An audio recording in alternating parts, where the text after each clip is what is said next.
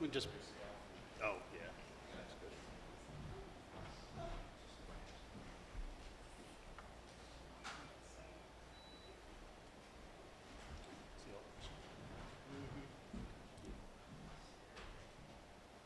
Alrighty. I've always wanted to say this. Good morning, class. Hey, thanks for coming out today. Both those of you from the Elbert School and citizens. This will be our first regular BoCC meeting for September. It's also September 11th, so we're going to take a few moments throughout the meeting to recognize that. Before we formally start the meeting, we always start with an invocation and a pledge. Dallas Schroeder, our clerk's going to provide an invocation, and then when he's done, if you kids could lead us in the pledge, we'd appreciate that. Father in heaven, how good it is to freely meet, Father, without fear of attack and fear for our lives. Father, we know that's because of the protection that you granted us, but Father, also for those who are willing to serve us, both in the law enforcement area and the fire. Father, particularly that weighs heavily on our mind as we remember what happened 18 years ago. Father, for people that rushed into danger instead of running from it. Father, we're so thankful for those who are willing to put their lives on the line for us. Father, we know this will be a difficult day for their families, for their friends. We just pray that you'll comfort them as they remember also. Father, moving forward, may we always recognize that you are the author of our liberty, the author of our life, and Father, that we try to submit to you. Father, just now as we enter this meeting, may it be orderly, may it be pleasing to you. Father, may we further the business of this county. In the name of Christ I pray. Amen. Amen. Yeah, if you could remain standing, and if you could join us in the pledge. I pledge allegiance to the flag of the United States of America and to the republic for which it stands, one nation, under God, indivisible, with liberty and justice for all. Thanks. And Mr. Chair, before we get going, we do have certificates for all of our guests from the Elbert School, Ms. McLean's 5th grade class, and we'd like to take a quick photo with you all since you did such a great job leading us in the pledge. So can we take a quick break before certainly. we convene? Sure.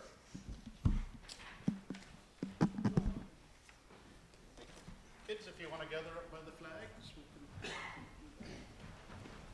So I'm going to be standing over there and take a picture this way, so come over up here and turn around. Oh, Mrs. McLean.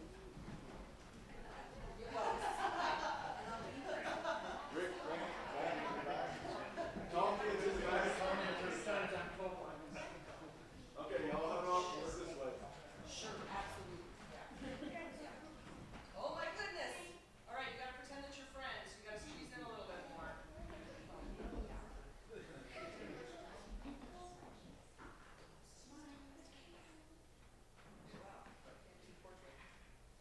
Oh, there we go.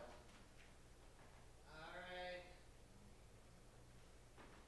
Great. Some of you are almost as tall as our commissioners there. All right, thank you all.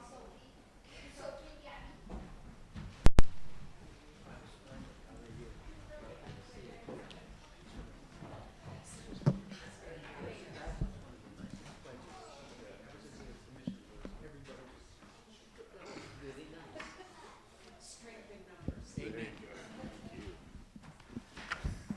Alrighty, the time is 9:06. Dallas, could you call the roll, please? Commissioner Richardson. Here. Commissioner Pettit. Here. Commissioner Thayer. Here.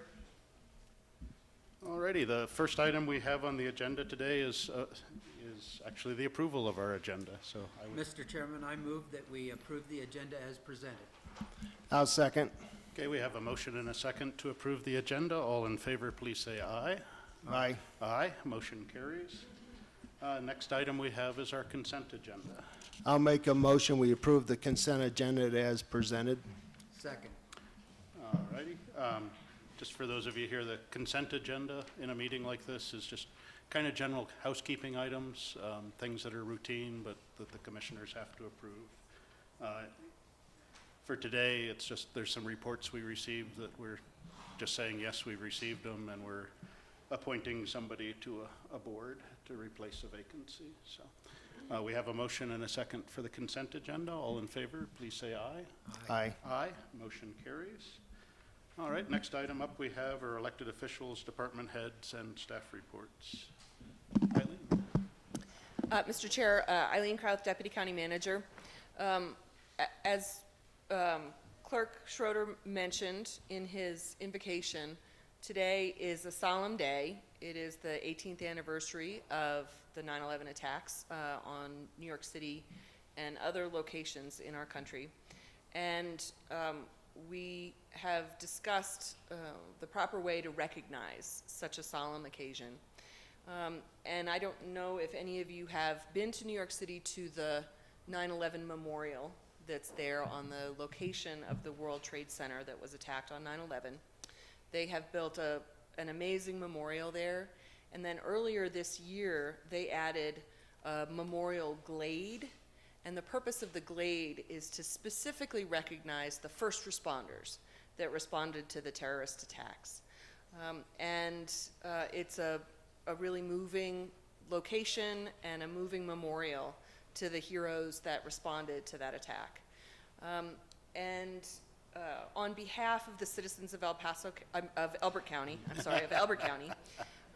our elected officials have made personal donations of their own funds, not county taxpayer funds, but personal donations, so that we can dedicate a cobblestone in the memorial glade in memory of the first responders of 9/11 on behalf of the citizens of Elbert County. That is our small way of recognizing what an important day this is and what an important part the first responders played. And we also have planned to have a moment of silence to remember the victims of the terrorist attacks of September 11th, 2001. Thank you. And like I said, it's an honor to give a little bit to that, and I do appreciate the fellow elected officials and directors that are putting money towards that as well. As Eileen said, kind of a somber day, so I would like to just kind of take a moment on the September 11th to pause and silently reflect on the events of 2001 and pay a little bit of silent tribute to the victims, the families, the heroic first responders, our brave service members that answered the call that day. I know I'll never forget that day. I don't think anybody else that lived through it will. So if we could have a moment of silence.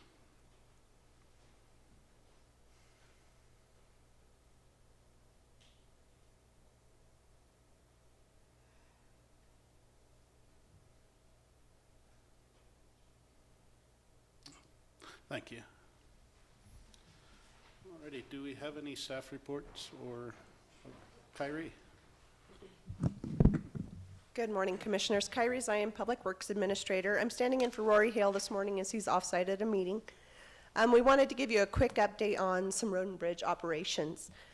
We're wrapping up our summer maintenance projects right now. This includes mowing operations, weed spraying operations, asphalt, patching and striping, as well as rebuild projects.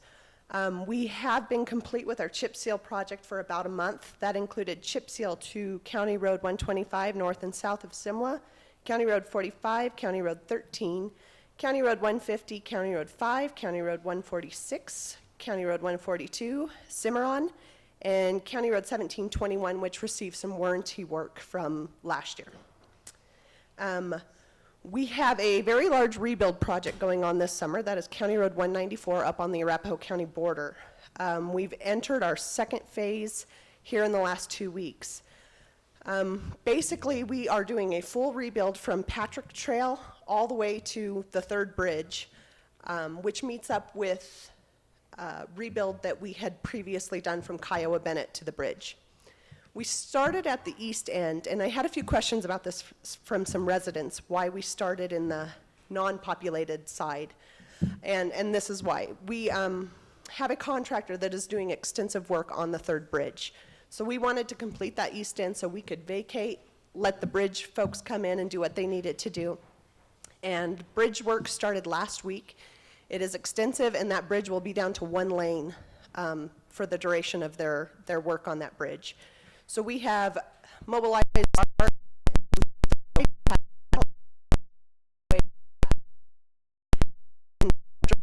will be rebuilt, which includes subgrade, base, ditch work, getting that into a nice shaped road because that will receive double chip seal next year, in essence making it an asphalt road. So all of County Road 194 will be asphalt all the way to Kiowa Bennett, which will be great improvement on that side. We will be transitioning into our winter operations here in the next few weeks. We've begun to stockpile salt sand and mag chloride products for snow removal. We will be dressing our plow trucks to be prepared for plowing operations. And in conjunction with that, we're working on updating our road maps to include all of the bus routes on our road maps so that our operators can clearly identify what roads our buses use so that they're priority routes for snow removal, excuse me. So just a quick glimpse at what we've got going on. Mother Nature has not been on our side throughout the summer, as it was not last winter. So things are a bit behind schedule, but working hard every day to punch through everything. Any questions for me on anything? Not now. Okay, thank you.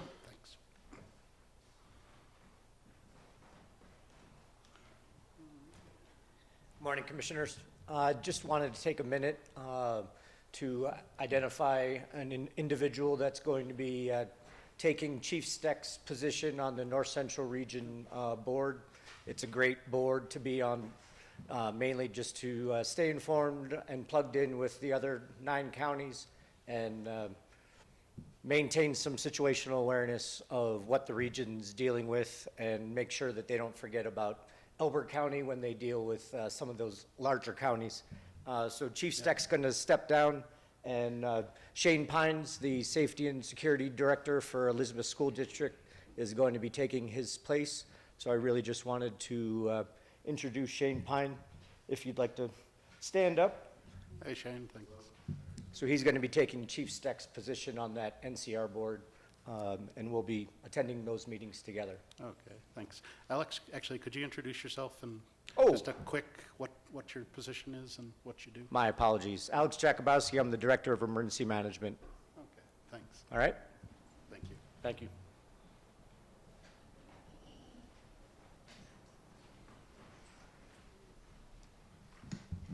Good morning, Commissioners. Sherry Hewlett, Elbert County Treasurer and Public Trustee. I just wanted to inform you and the citizens of our tax lien sale. It's going to be held on November 19th, right here. The sale will start at 9 o'clock, and registration will be at 7:30. Our alternate date for the sale, should we have a blizzard like we had like 3 years ago, will be November 26th, same place and time. This year, I think we're going to do something a little different and let investors pre-register.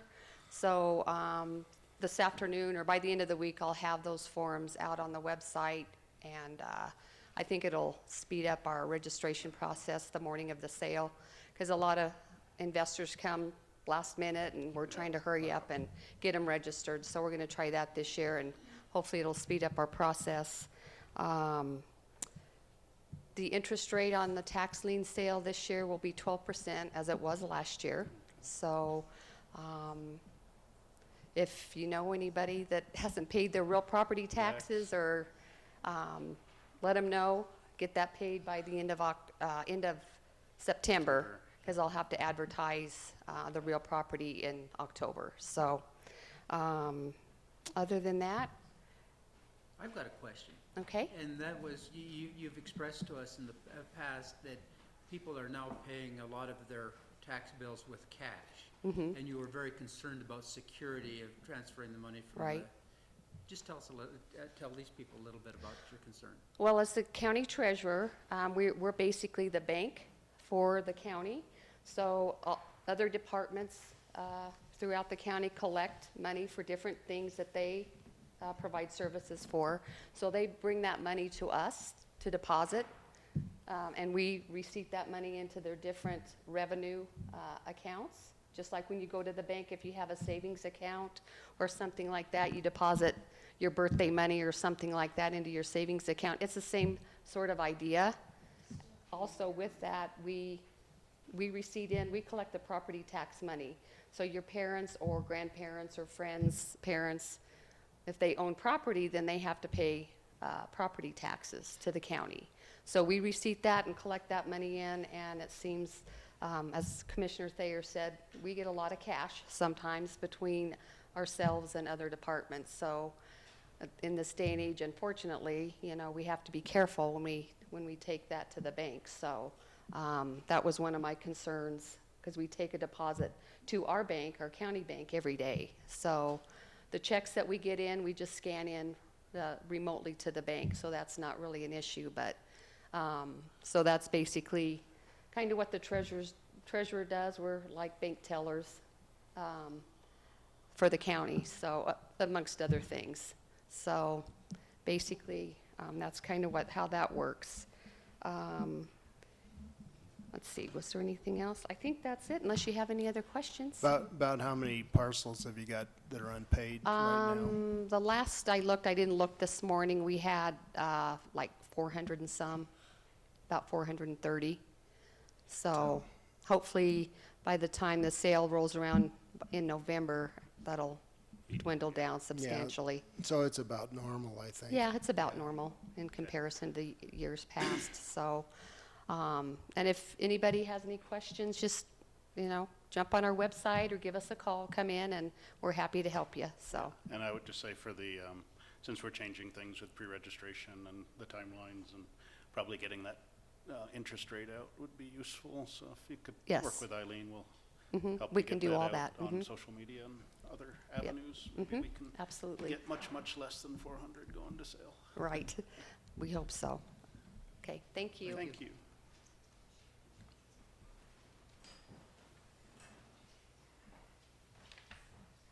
Christina Stanton, Director of Community Development Services. Just had something come up in the last several weeks. We previously had went through and changed the rate for minor plats for one lots, but we've had a lot of conversation lately. The appraisal criteria that we have in there is a little onerous, and that a lot of those appraisers are specifically for commercial properties, and they take a lot of times, we're told 3 to 6 months to get that type of appraiser on hand. So wanted to change the language dealing with the type of appraiser to simply say a certified appraiser. Certified appraisers are recognized by the state, require a minimum of 250 hours of training to maintain their certification. So wanted to make sure that was not an issue, to be able to change that. It's not changing any fees, just trying to make it a little bit easier for someone to be able to get a appraisal for their plat. Sounds good to me. And the question come up that for whatever reason, the certifications were required in the past were really not specific to residential type lots, and I don't know where that come from, but the appraisers you're talking about are certified by the state, as you said. Correct. So they should be people of some skill. Correct.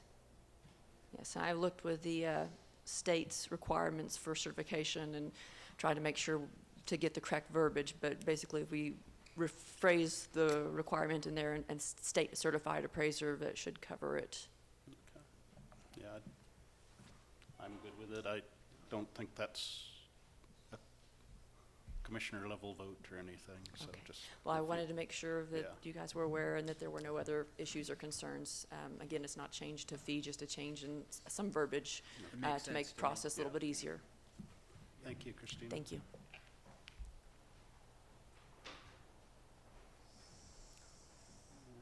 Dallas has got some. Oh, Dallas.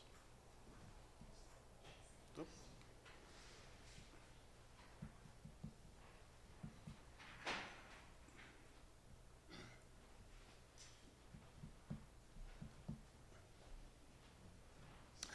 Dallas Schroeder, Elbert County Clerk and Recorder. Just want to give you a quick update of what we've got going on over in the clerk's office. We've been talking just about every meeting about our recall election that we've been asked to conduct up in Teller County.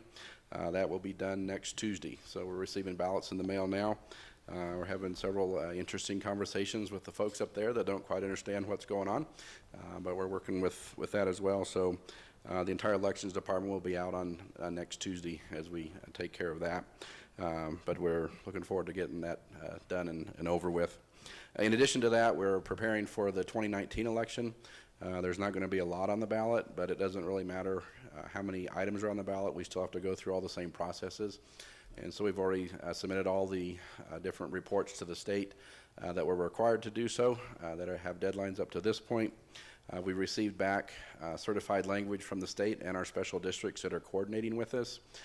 So that we are now working with our vendor as far as putting our ballots together, and then we'll be editing and proofing them because just in a couple Saturdays here, our overseas and military ballots have to go out. So during this time, we have a real short window of getting those ballots proofed and printed and ready to go for those folks. But we've never had a problem before. We'll get it done. May take a few extra hours in the evening, but we always make sure that it gets done.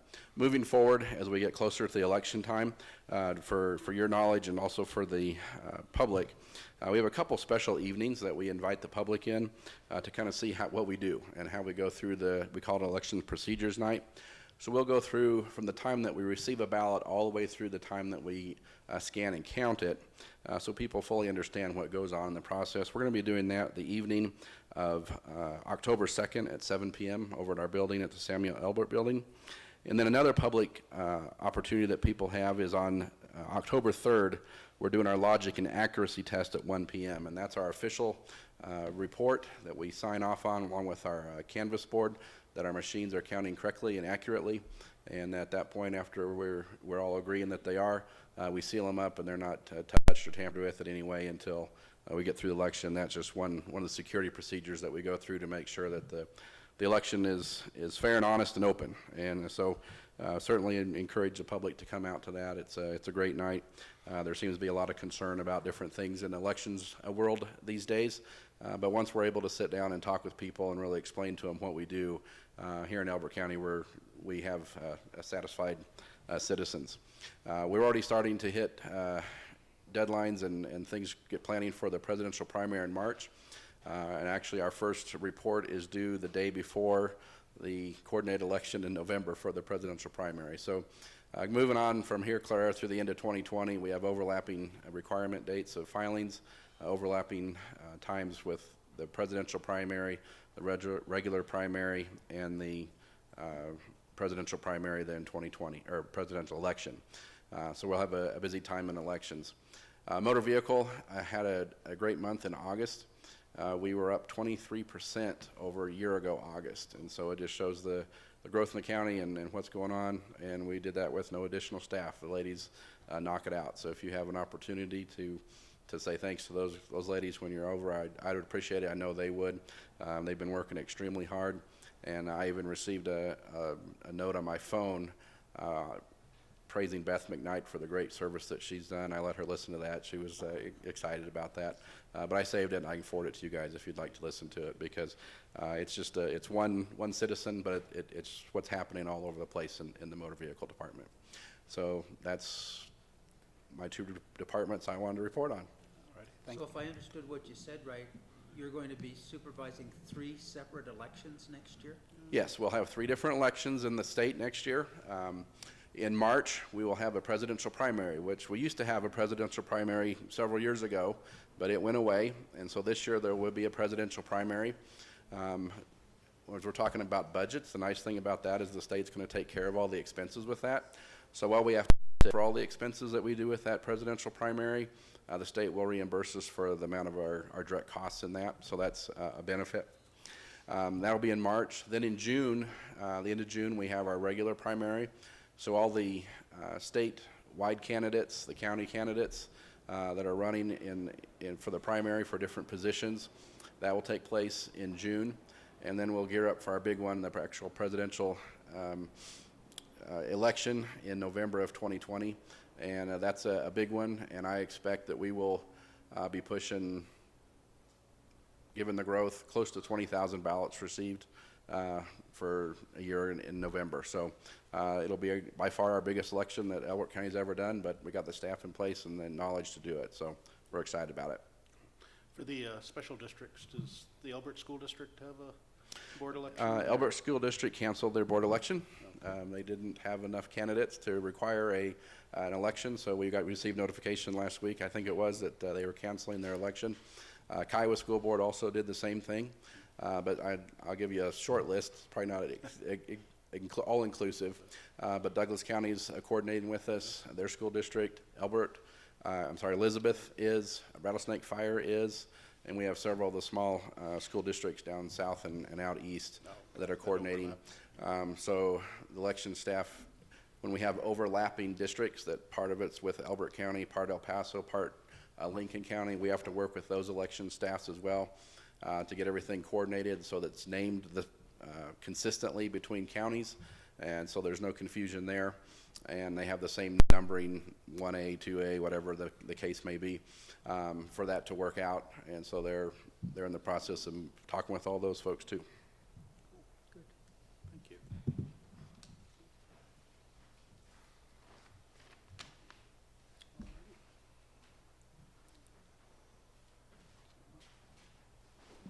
Any other elected official or department head reports? I have one, Sam Walbrecht, County Manager. So commissioners, about this time every year we start taking a look at where we are with budget and allocations. We are going to recommend doing a supplemental appropriation to the budget, and we'll need to publish something in October, prior to October, to have at an October meeting. There's three things that we're looking at right now. One is the Law Enforcement Assistance Fund, in order to change the lease amounts and pay off some leases.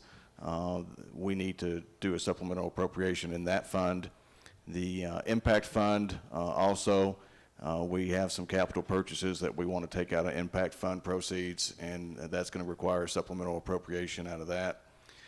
And a potential, we haven't got the final numbers yet, in Fund 20 Road and Bridge, for a potential, we had some damage to the Simla shop, and we're getting estimates right now on what that repair is going to cost, in addition to the insurance proceeds we got from hail damage on that facility. So that's, we're going to be hoping to publish something soon for an October, probably the second meeting in October. Thank you. Any questions? Alrighty.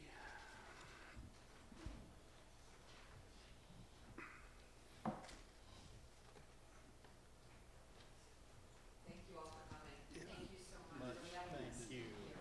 Thank you. Thanks, guys.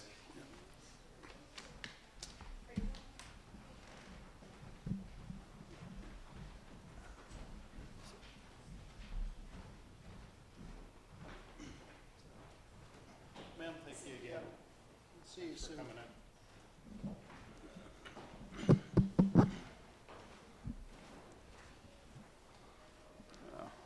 It's always a pleasure.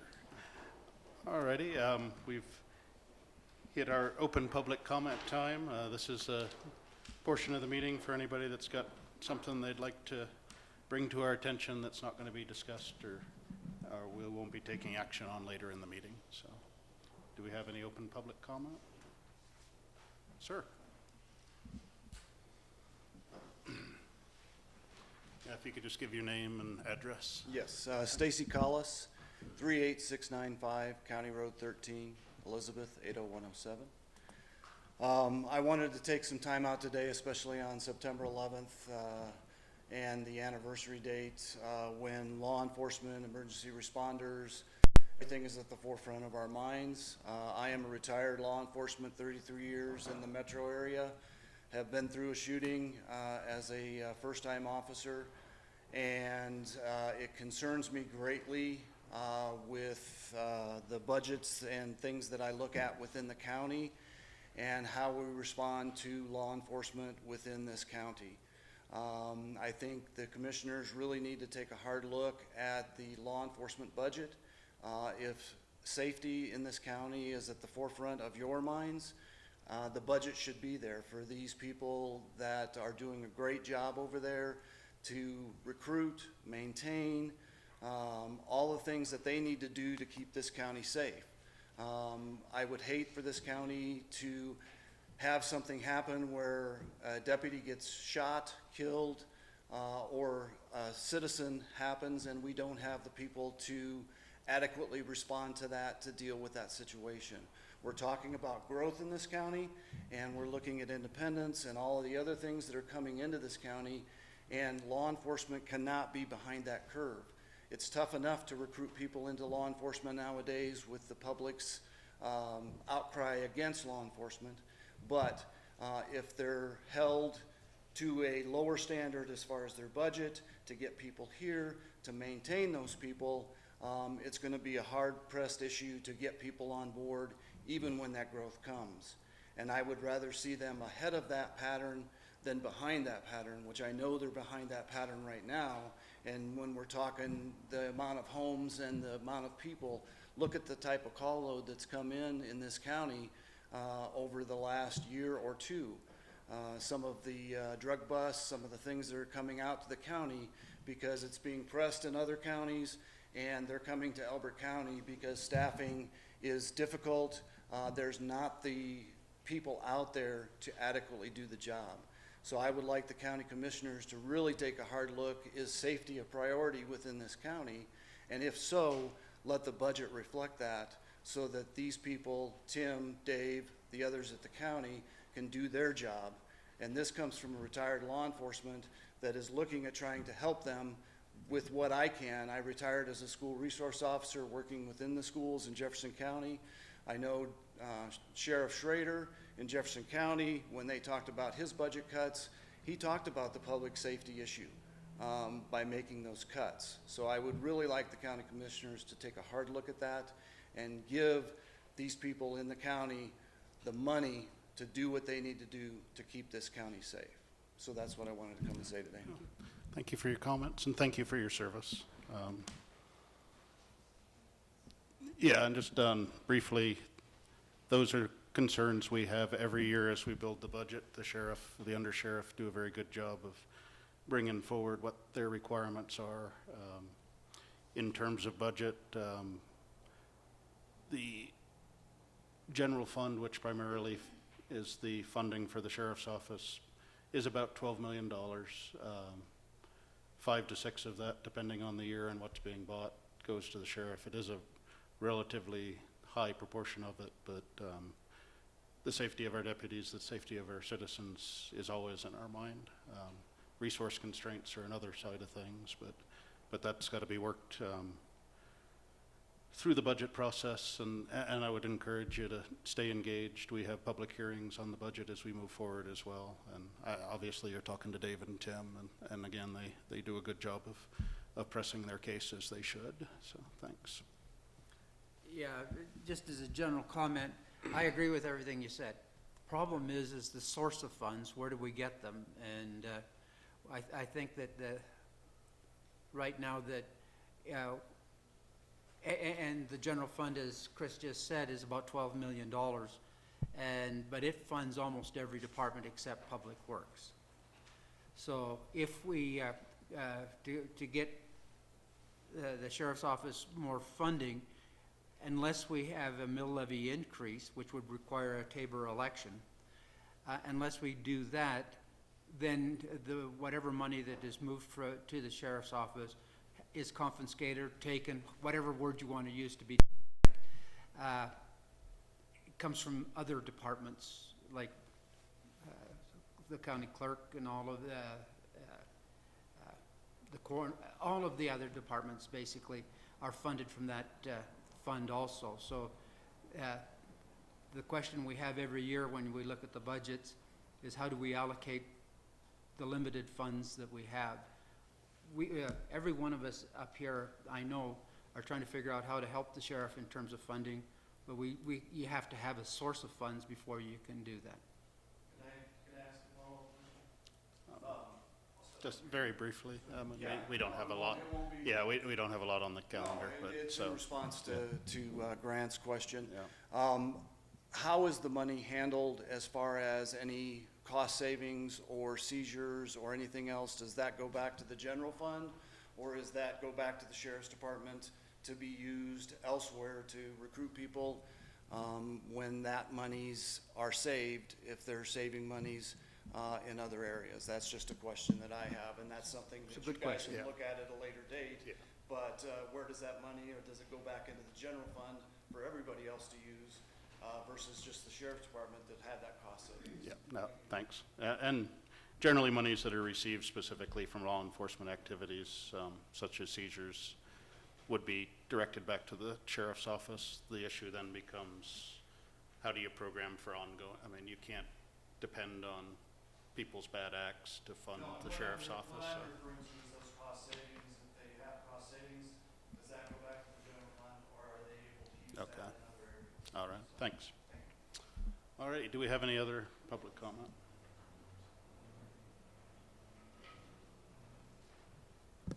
Marlene Groves, 300 Ridge Road. Just a little piggyback on what Mr. Collis said. A reminder, I know that all the funds, and there's a lot of departments, but I do watch the budget along with probably Sue Schick and I don't know anybody else in the citizenry, but for the 2019 budget, there were 0 requests for additional employees for law enforcement, and there were many other requested for other departments. The year prior to that, there were 3, and many requests for other departments. And you go back a couple more years, and as you gentlemen have said yourself, the request was, possibly a larger number. So I think that the county has done a good job restaffing many departments. So that would be Dallas's department, the clerk and recorder, the assessor's office. It's time to put the priority and the focus on the sheriff's department. To that, I would also say it's beyond time to bump those salaries and those benefits and the overtime things that they don't get to partake in that all other county employees do. It's time to treat them with the respect and the reverence and honoring that you spoke of at the beginning of this meeting, being 911. We could have something like that here, not at that dramatic of an incident, but our officers deserve higher pay, and we deserve them to get higher priority this year in our budget. Thank you. All righty, do we have any other? Susan? Susan Schick, 4122 Down West Ride, Elizabeth. I wasn't planning on speaking, but the last 2 speakers kind of has prompted me to say something. I just lost that brain. Oh, that's good. That just went You right got 3 there, minutes, and take your right time. out the door there. I think we really ought to consider again looking at a Citizens Finance Committee. I think the citizens need to be more engaged. I know it's hard to get citizens engaged, and I know you're tired of hearing those of us who've been engaged for a long time tell you the same story. But I just think everybody needs to get a better understanding. I'm still curious about the $5 million abatement for independents on their impact fees. I mean, the title impact fees, to me, means those costs should go to mitigating the impact that they're going to have, the types of impacts that Mr. Collis just spoke of, which is, more citizens, which bring everything that we all carry around, right? I mean, there's good and bad with that too. So I think, as I read about impact fees in the state statutes, those can be used for, I don't know if it's strictly infrastructure things, but do vehicles count towards infrastructure? Could I ask that question? Do you know? Yeah, they're generally infrastructure, property, real property and construction items. Okay, but then if the county didn't have to spend money out of our coffers, our other coffers for infrastructure, that would free up that money for other things like, beefing up our staff in other departments and salaries and all the things that we're talking about. So I just kind of think I'm lacking an understanding on I'm still in disagreement with you, Chris, on the abatement of those fees. I just think we're leaving money on the table, and I would be willing to serve on that committee.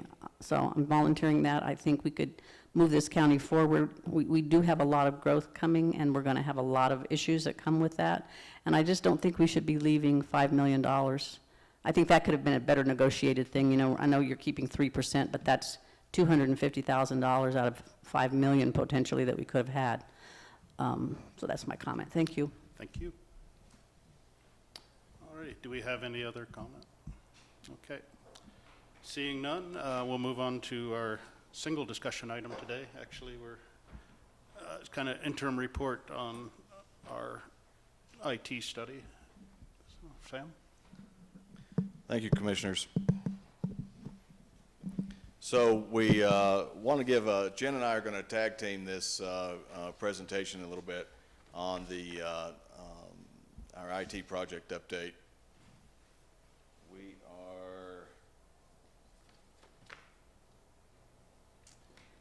as you know, the Commissioners requested a kind of review of the IT department's capacity and constraints and kind of looking forward to where we want to go with IT.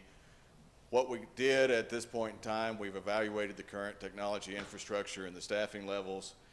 We've compared with internal and external benchmarks, and we're hoping that the outcomes will help determine short and long-term strategic direction and objectives and operational resources needed to meet the needs of the county. That's staff and our external customers, our PIO function, our social media function, our website functions, and all the partner agencies that we do for the next 5 years. Again, this is an interim report for the first few months that we've studied it. Again, we decided to look internally. Where are we? What are some of the constraints? What are some of the major obstacles that we need to, that we can, take a look at very quickly, and that low-hanging fruit philosophy. Project team's made up of myself, IT Director Jen Grout, Deputy County Manager Eileen Krauth, and Commissioner Chris Richardson. This project's going to take a look at work to date so far, kind of the growth in the IT demands, the IT areas of responsibility, because I don't think that's very clear to everybody right now. We're going to have some recommendations at this interim point in time, and then some next steps. You can do it right here.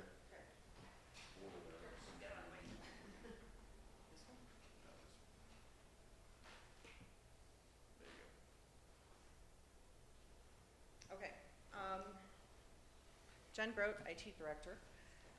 We, as Sam mentioned, we started work as a team earlier this year. We started regular weekly team meetings in June. We've met every week and gone through everything he already covered. Some of the trends we're identifying and seeing in Elbert County IT, we compared outage data all the way back to 2012 to the present and what we're looking at. We compared numbers of tickets by departments and overall devices, just some of the trends and the changes. We looked at a number of historical and current data and trends that are specific just to Elbert County. We reviewed our outage history, and I only have data back to when I started collecting it. There isn't anything previously, but other than what I could put together from mid-2012 and from talking to all the other departments on what they were reviewing. So that's kind of where we got our data. We have achieved and maintained enterprise-grade availability since 2013, which is 4 nines of availability. 5 nines of availability is enterprise-grade, which we're not there. We're not trying to provide circuits and availability to others outside of us. We're trying to provide it to us and our citizens. Trends, some of the trends we looked at, the outages, we looked at network and system availability for working hours prior to 2012. We looked at where we are currently. Currently, our networks and email are available nearly 100% of the time of working hours. Obviously, we've got some maintenance downtimes and things like that, but we try and schedule them on Fridays, Saturdays, and Sundays. We are not at 100% yet, as we do not have a fully redundant network to date. So in order to get a fully redundant network, we have to have 2 of everything. We're not quite there yet, and the budget's not quite there yet.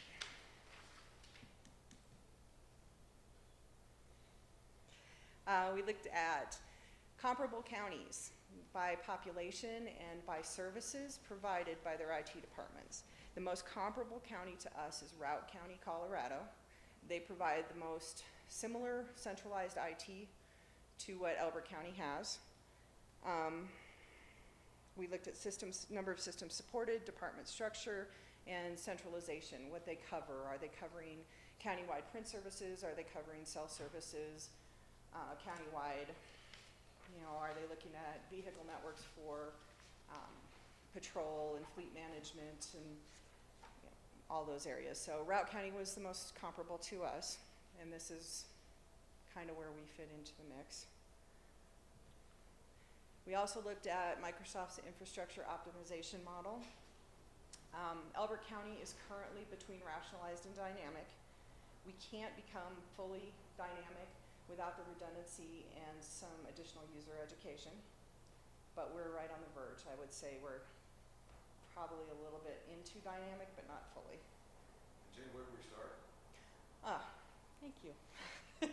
We started basic. We were break fix. You know, something broke, it was down until we could get it fixed. We didn't have equipment up to date. We had things that were 8 to 10 years old. We didn't have firewalls properly. We didn't have VPN and security. Basically, we had multiple separate networks rather than one network. We were very break fix oriented.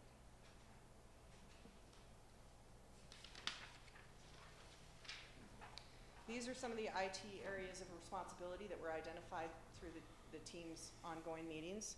Cybersecurity is forefront now, especially with elections and law enforcement and HIPAA and all the requirements on data protections and network security that we have.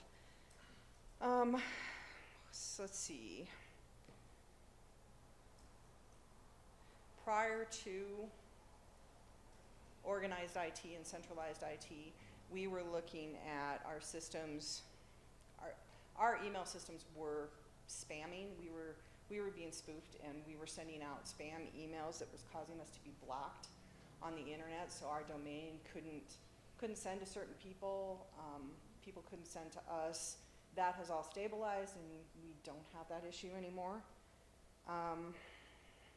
We looked at, since 2012, we have centralized hardware, software, increased the security. We focus daily on cybersecurity. Just in the course of the time I've been sitting here, I have 5 new alerts from Homeland that I have to read on what kind of attacks are pertaining to the 2019 election.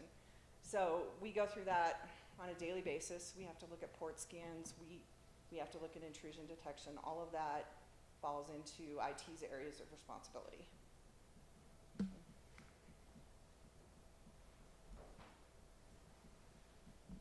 Cybersecurity is the big one. We actually instituted a program last year where we started phishing our own employees just to see how many would click on this link that they should not click on in order to see what education we need to do as far as doing that. There's not only the external hits on our network, but also the internal click and partner type things that we have to take care of. Hardware, again, we have it's a fairly extensive hardware list. I tease Jen that everything that has a blue screen, including the Keurig, is kind of classified as IT, but she says no on the Keurig. But she takes care of the copiers, the radios, all that other stuff as far as hardware. Software, you know, there's 87 separate software packages used in the county, and we are taking a look at those on the software side. We partner with Douglas County. We partner with elections. We partner with Colorado Bureau of Investigation. We partner with Homeland Security. We have a lot of external, the state of Colorado Health and Human Services. Security, again, firewalls, cameras, prox cards, all that stuff is part of the IT areas of responsibility. And then website support, maintaining the connectivity, the accessibility, and updating that content for the PIO. And I'll talk a little bit about some of those changes we're going to be making. So one of the things that we found is that in training, a lot of the IT tickets that were coming in are training issues. And we're looking at the exact percentage, but it could be as high as 60% of our tickets coming in are on training issues. Not only specific software packages that the different departments use, but also the very basic, how do I set the default on my printer? How do I change my password? We're going to be taking a look at putting up an FAQ and maybe doing some basic employee training as needed to help reduce those number of tickets, because that eats up a lot of time. That user-specific training, though, that's user-specific software training, is not an IT function. It is the function of the department, and the department, so for example, if it's blueprints downstairs that goes across from planning to building to compliance, they need to schedule that training within their own departments. Same thing with some of the Eagle products that we have. They need to be scheduling those trainings. We're taking a look at whether or not the maintenance contracts have any training that is available as part of that, and we're happy to work. The IT department's happy to work with the individual departments, but during our one-on-one budget meetings, we made sure that all the departments knew that they needed to be scheduling training. We are also taking a look at planning.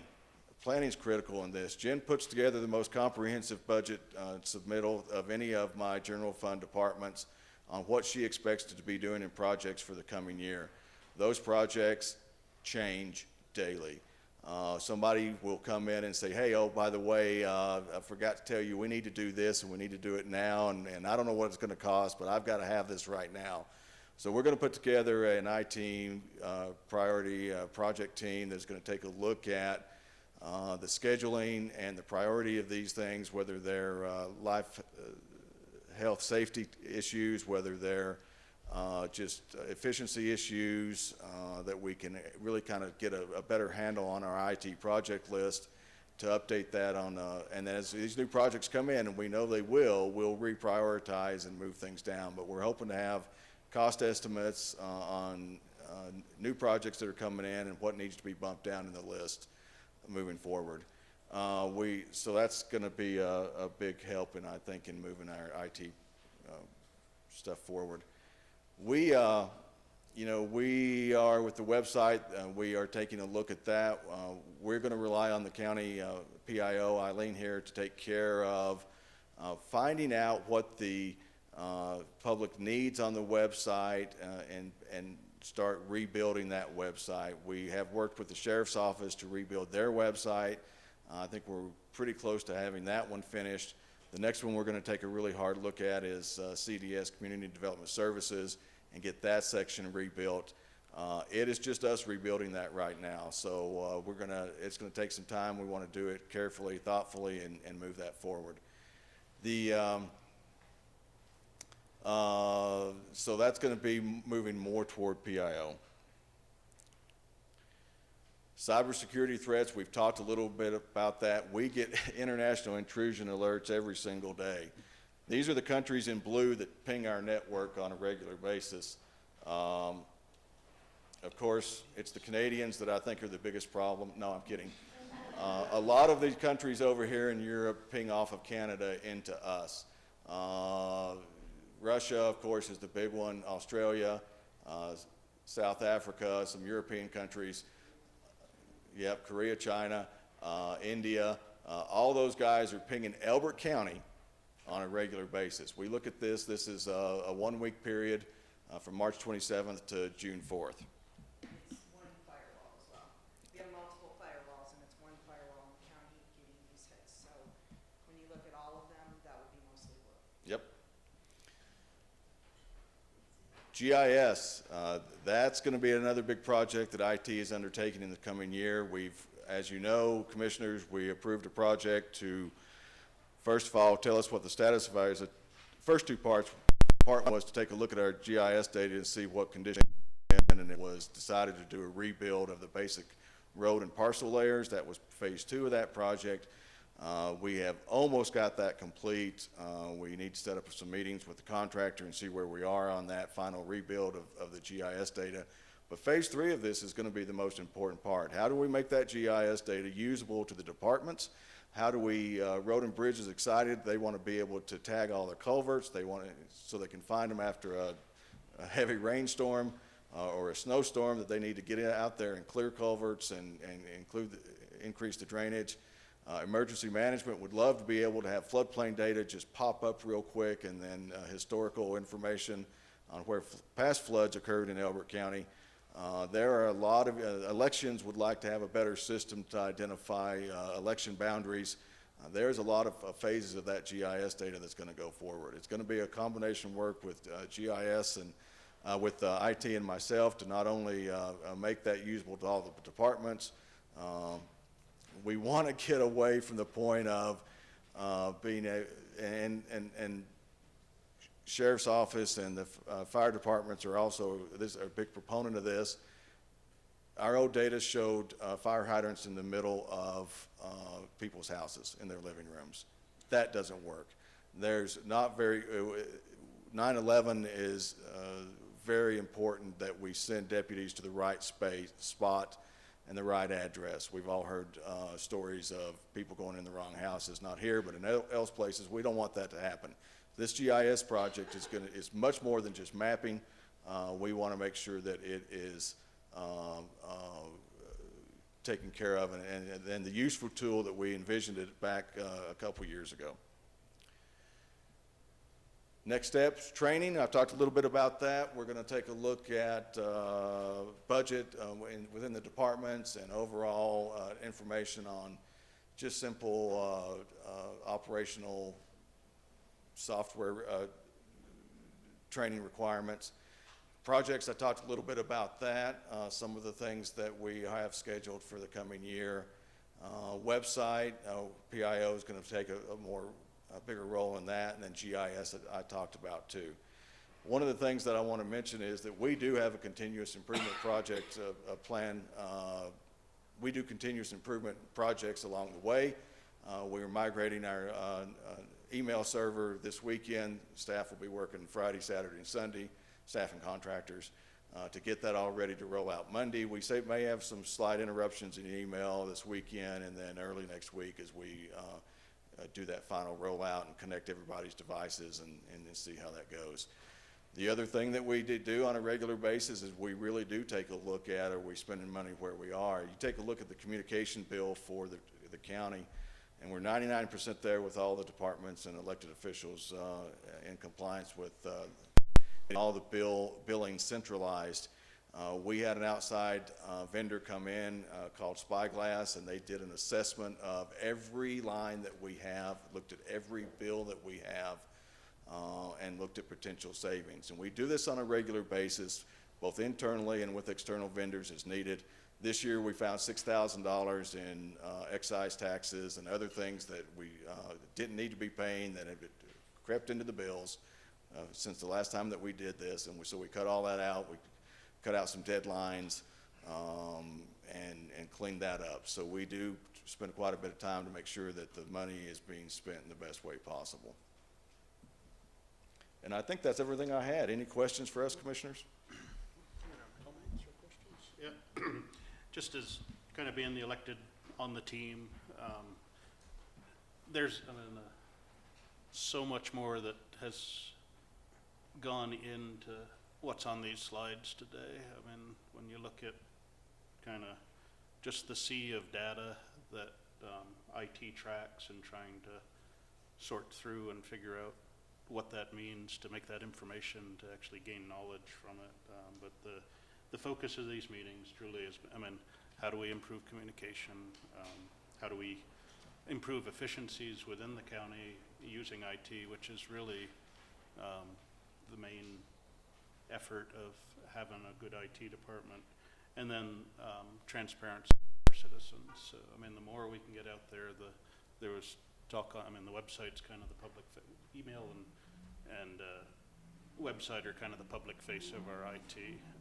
But, you know, we talked a bit about GIS, and, you know, if we can get CDS to the to the place we'd like to be, where a citizen can pull up a map of the county and see colored dots that indicate applications are active in a certain area. They know it's near their home, they can click on it and see road and bridge, their internal tracking of assets, but for citizens' ability to see, okay, when was the last time, my road grader came through, or where are snowplows at in the winter, what are the status of the roads within the county? That was a big one during the bomb cyclone. We knew our status. I think Alex has left the room here, but it took quite a bit to crack the code of how do we get the conditions of our roads uploaded into things that display on Google Maps and other people's navigation devices, because all the state and federal highways were well captured. The county roads were kind of blank. So being able to leverage all of our technology in a way that serves us within the county and our citizens better is the focus of this, and continuing on. A lot of discussion in terms of just our internal training and making sure everybody understands what is it that IT provides as kind of their basic services, depending on what department and office it is, and then what's something special and new and different.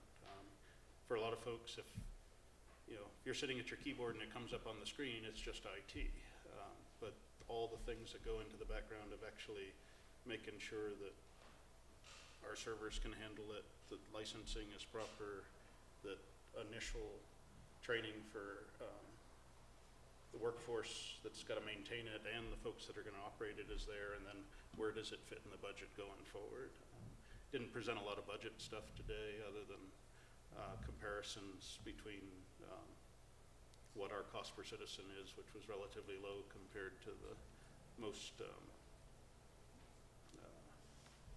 alike counties, but there's clearly been growth in the IT budget over time, and a lot of that comes from consolidation and better management of the services that used to be funded through all the departments, and then quite a bit of it is as new systems come on, a department or office will fund the initial fielding and training and establishment, but then once it's established, it becomes an infrastructure maintenance cost that IT absorbs. So I look forward to continuing on this, because there's a lot here. But There's a lot here, Commissioner.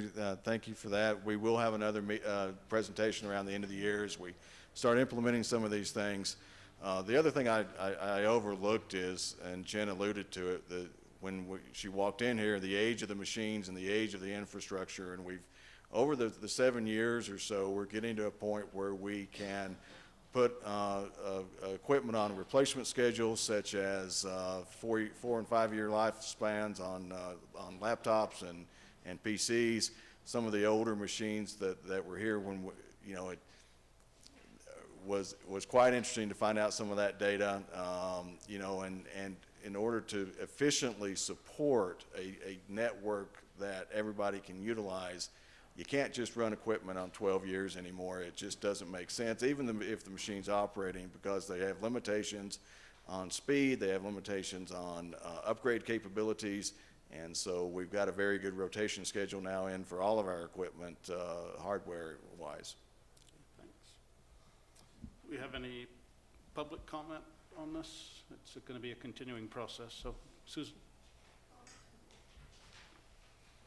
Really, I just have a couple of questions and wondering if the staff could address those. The CDS website has been under construction for quite a while now, and I was wondering if we could get an update kind of on the status of where that is. And is that, did I say that, CDS? Yeah. Yes, ma'am. CDS is next on our target list to get updated.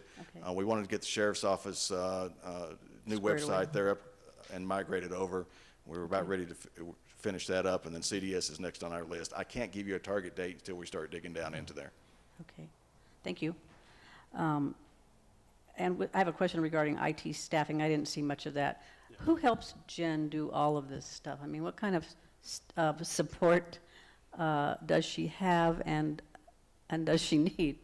And I'm thinking along the lines of a webmaster, because I keep hearing, the focus on the website, which is wonderful. We need that. But I'm wondering, do we need to hire a webmaster for the entire county whose specific job is looking at the websites for every department? and working on that? I Commissioners- mean, at least Commissioners, can I temporarily? expand on that a little bit? Certainly. It's a great question. You know, we would love to have a dedicated webmaster. We decided years ago to put in a website that can be that updated by the department heads. We saw some migration in those websites pages or department pages. That's why we're going to now centralize it with Eileen and the PIO function to make sure that we get really the information out there that needs to be. Yes, if I had to, if I had unlimited budget and the sheriff's office was fully staffed and we didn't have issues there and building department was fully staffed, I would request a dedicated web person, but I can't see that in this year's budget. In 2019, we did add another FTE to Jen. She has a deputy, for lack of a better term, that helps her with that, allows her to sleep a little better when she's on vacation, but she's still on call for emergencies, and Brad is that. We have a managed services contractor that takes care of most of this stuff. Desktops. So the managed services contractor takes care of that. They also provide IT security guidance and some of that work. So it's rather than hiring 6 different people with specialties in this market, we've decided to invest in a managed services contract, and we review that contract on a regular basis.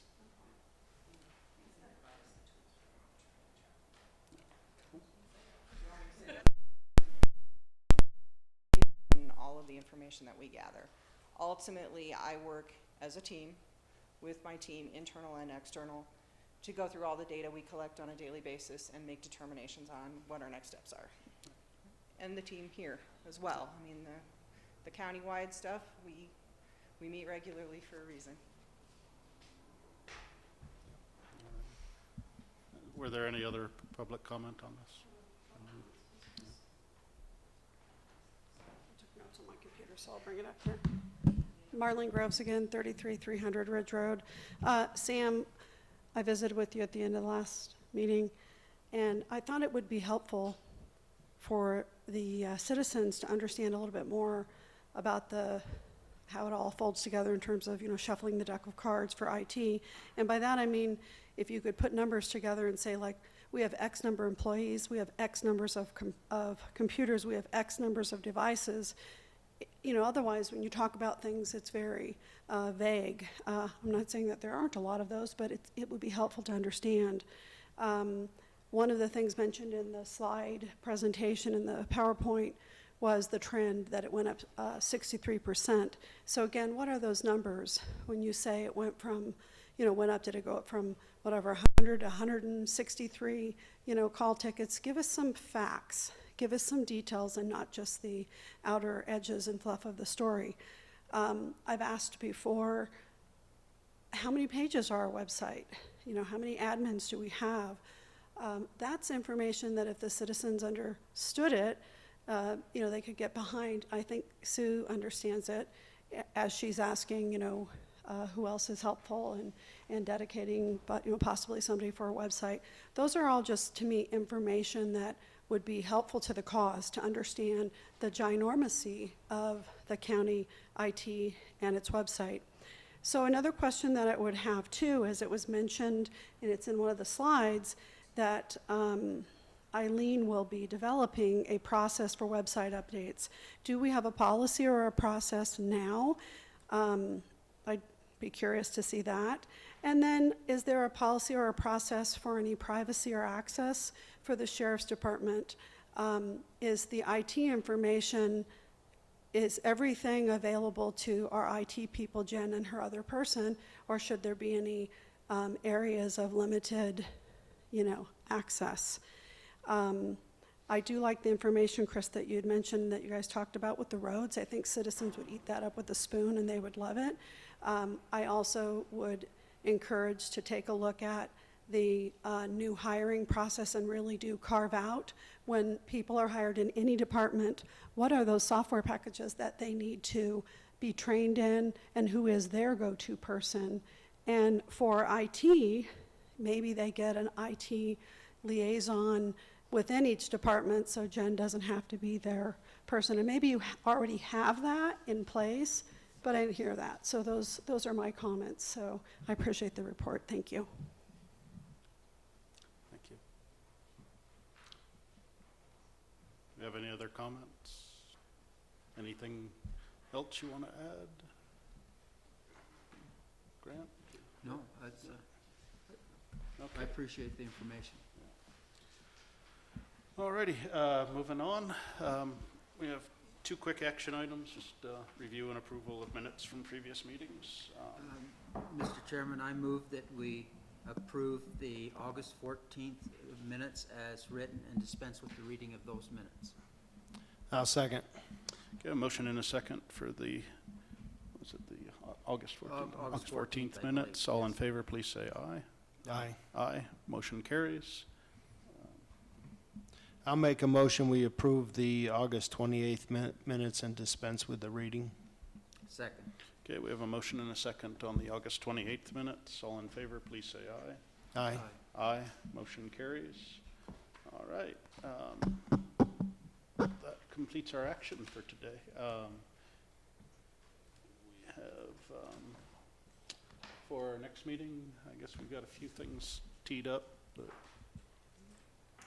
but The most important element of our business at the September 25th meeting, of course, is we will have a proclamation recognizing National 4-H Week in Elbert County, Colorado.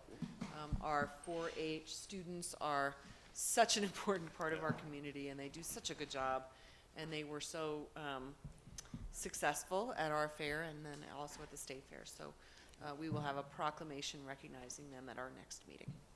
alrighty. If, I know it's the school year, but if we can have, if there's any possibility, we've got a few folks, notably shooting sports, that did tremendously at fair this year. Our county definitely will be overrepresenting the state at nationals next spring, so there's quite a bit to be proud of. And then, just with, the show animals and judging, and all the reports were tremendous coming back from state fair, so. Commissioner, I think also next meeting we'll have Craig Curl come in and give us a little update on economic development activity with SBDC and some of his partner organizations. Alrighty. One question, I think that we're getting an early presentation on our facility study. Would you be able to give some kind of a report at the next meeting? Yes, thank you for reminding me, Commissioner Thayer. We have a busy week next week coming up with special work sessions that you'll be attending. The first one is scheduled for Tuesday afternoon, and I believe these are noticed. Yeah. So the public is invited to attend. However, it'll be a work study session, so there won't be any citizen comment, but they are open meetings. We will have our facilities condition assessment contractor, Terracon, here to give you all a review of the preliminary facilities condition data that they have collected over the past month or so. And that includes all of the facilities, the jail, the courthouse, the Correct. Public Works building, all of that. They've done a very thorough job, and we have the data on hand, and we'll be distributing it to you for a preview, and then discussing it when they're in attendance next week. We'll also be talking about some of their phase 2 work related to some of our workforce projections. In other words, we understand what kind of space we're in need of now, but how much space we'll be in need of in 10 years, 15 years, et cetera, et cetera. So I think that'll be an enlightening conversation. That's scheduled for Tuesday afternoon, September 17th here in the BoCC room. And then the following day, we have 2 special work study sessions scheduled. One in the morning at 10 o'clock, which will be our Board of Health work study session. And then in the afternoon at 2 o'clock, we'll have a work study session on the 2020 budget. And again, all of those meetings are noticed. Thanks. Cool. I believe they are. Yeah. All righty. That gets us a good start. For now, I'm going to call a recess till 1 p.m. and we've got several end-use applications to review at that time.